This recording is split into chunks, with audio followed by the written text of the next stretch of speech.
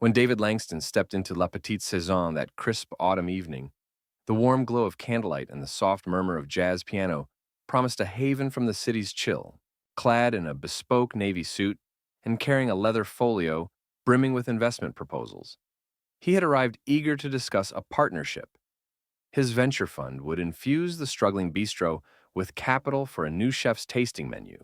Yet as the maître d' led him past the marble bar to the reserved table, David felt the shift in the air, an undercurrent that had little to do with the season's first frost. The table sat at the far corner, draped in ivory linen, already occupied by the restaurant's board members and their spouses. Their smiles dissolved into polite nods when David approached. The hostess paused before pulling out his chair, eyes flicking to his tailored shoes, then darted away. A polished couple on his right exchanged a glance, lips twitching with uncertainty. On his left, the chair remained conspicuously empty, two gleaming settings instead of three. David laid his folio on the table. "Good evening," he said, voice steady. "I'm David Langston. Thank you for having me." The board chairman cleared his throat and offered a perfunctory handshake, eyes skimming past David to the empty seat. "We'll begin shortly," he said, though no one moved to greet their guest. Plates of heirloom apples and foie gras arrived, but the chairs around David stayed vacant, his presence acknowledged in invitations passed but unspoken in the soft-spoken humiliations at every turn. As the waiter poured the first flute of champagne, the chairman's spouse leaned in, whispering too quietly for David to catch the words. He watched her lips form investment, with a clipped intonation heavy with doubt, as if his skin might taint the very bubbles in his glass. Conversation resumed among the white attendees about ingredient sourcing and wine lists, topics David knew intimately, yet none included him. His proposals dismissed, his questions met with thin smiles and cautious nods. David excused himself to the restroom, hands steady despite the knot in his chest.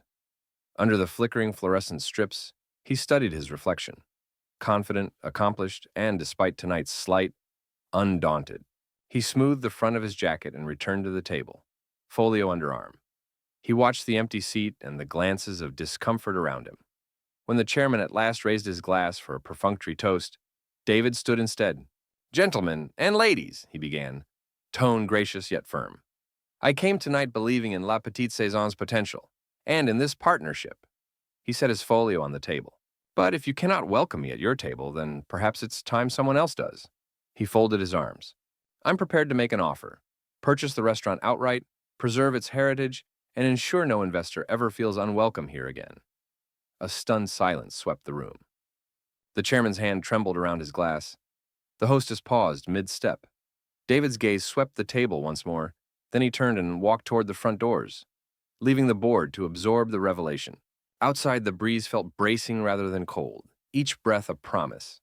David Langston had been shunned as a dinner guest, but his next act would save the restaurant from closure and write a new chapter where hard-earned respect would sit at every table. By the next morning, word of David Langston's unexpected proposal had rippled through the city's financial circles and culinary grapevine alike. The board of La Petite Saison, once so poised around their ivory-draped table, huddled in crisis at the restaurant's back office, folding maps of profit and loss statements and debt ledgers between them. The chairman's voice trembled as he replayed David's parting words, "If you cannot welcome me, someone else will." Within hours, David's team arrived to begin due diligence. Sleek briefcases of financial models and market analyses filled the long mahogany conference table. Lawyers from his firm reviewed lease agreements, assessed the restaurant's outstanding loans, and scrutinized supply contracts with local artisans. Head chef Adrien Dupont, summoned to the meeting alongside the general manager, watched in stunned silence as David's accountant, his calm, methodical presence in a charcoal dress, projected a 5-year turnaround plan. Modest menu revisions, targeted, marketing to a broader demographic, and a capital infusion earmarked for kitchen upgrades and staff training. When David entered the room, Chef Adrien rose, tension etched into his gaunt face. "Mr. Langston," he said quietly, "I never imagined I'd thank you for shunning me." David offered a steady smile. "Chef, I saw what you built in this kitchen, and I refuse to let prejudice destroy it. With your talent and my resources, we'll preserve La Petite's soul and expand its reach." Adrien nodded, relief softening his features for the first time in weeks. By mid-afternoon, contracts were signed, funds wired, and the keys to La Petite Saison passed into David's hands. In a brief public statement on the steps of the closed dining room, he pledged to honor the restaurant's storied past, its house-made charcuterie, the rare heirloom produce sourced from regional farms, and the intimate jazz trio that had become its calling card. But he also unveiled his vision for a more inclusive future. Reservation systems with requestable seating preferences, community nights where neighbors of every background could dine affordably, and a scholarship fund for aspiring chefs from underrepresented communities. Cameras flashed as David concluded, La Petite Saison belongs to everyone, especially those once kept away. That evening, as the board's spouses packed their bags under murky gaslights, David strolled through the dining room alone. He ran his hand along the chairbacks, imagining new place settings filling every corner. In the kitchen, Adrian welcomed him with a quiet nod as he sautéed shallots for the night's service. David watched the choreography of staff, waiters resetting tables, line cooks plating appetizers, and felt a profound sense of purpose. Where prejudice had once tried to shut him out, he now stood at the helm, ready to save a culinary treasure and ensure that no future guest would ever face the same cold shoulder he had. Within days of closing the acquisition, David convened his new team for a pre-service meeting under the glow of the restaurant's crystal chandeliers. Adrien Dupont stood at the head of the line, the kitchen brigade assembled beside him, while servers and hosts gathered around the long prep table. David cleared his throat, voice warm. Tonight we reopen La Petite Saison, not as it was, but as it should be, welcoming every guest without exception. We'll introduce our community table 2 nights a week, where anyone can dine at reduced cost. We've expanded our reservation system to allow seating requests by diners of all needs. And we're launching the Young Chef Scholarship to train diverse talent right here in Adrian's kitchen.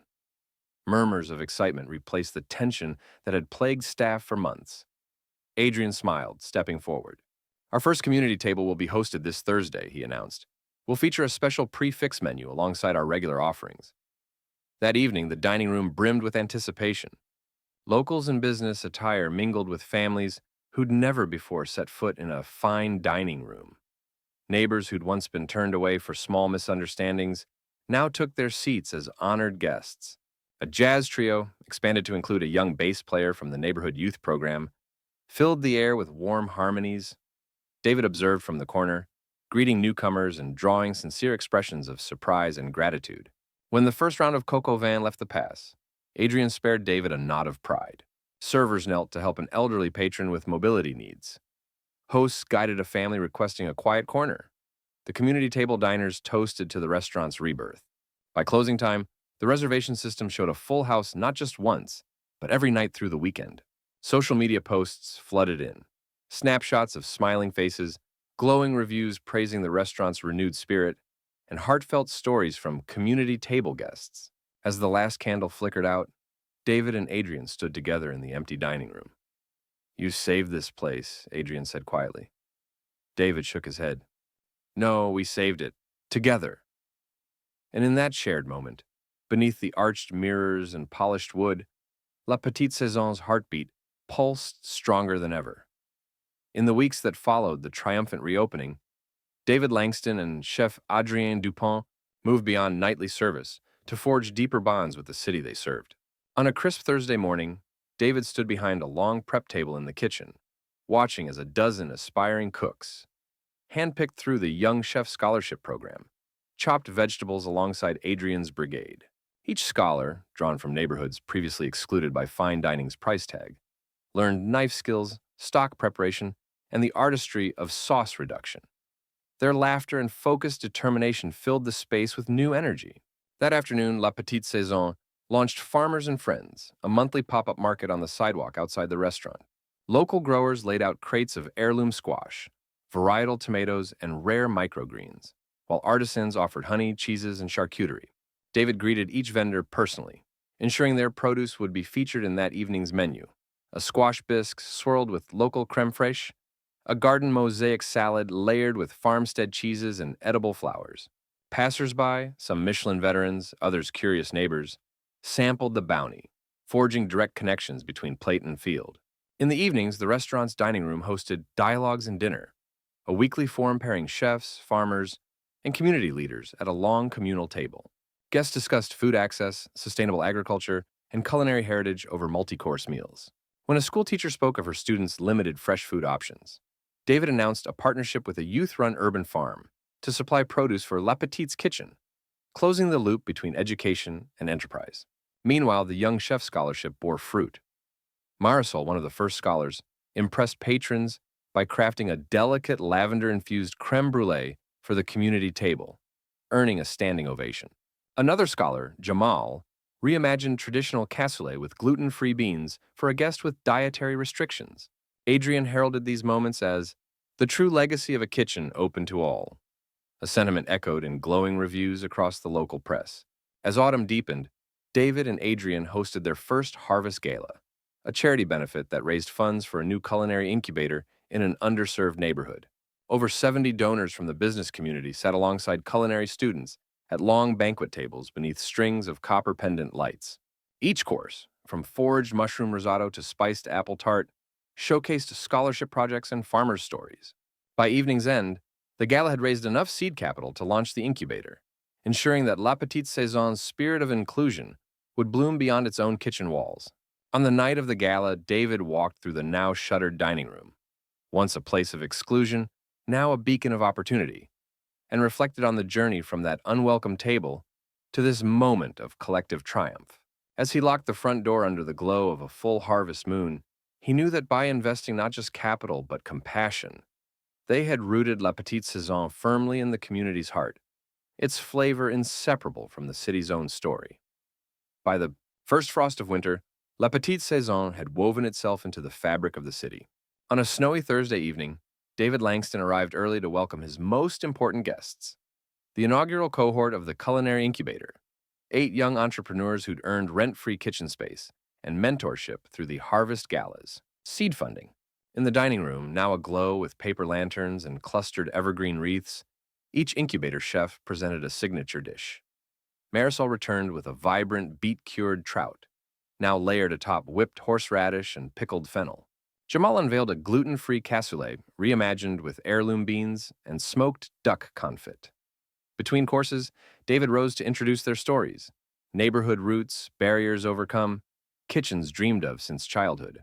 As the final plates cleared, David raised his glass. "Tonight," he said, voice warm over the hush, "we celebrate not just a restaurant saved, but a community empowered. These chefs will soon launch their own ventures, spreading the spirit of inclusion we began here." Applause rippled around the room, not only for their culinary skill, but for the promise they embodied. Over the next year, the incubator graduates opened 3 new eateries in neighborhoods, once dubbed food deserts. Their success spurred the city council to allocate micro-grants, supporting minority-owned food businesses, modeled on La Petite's Young Chef Scholarship.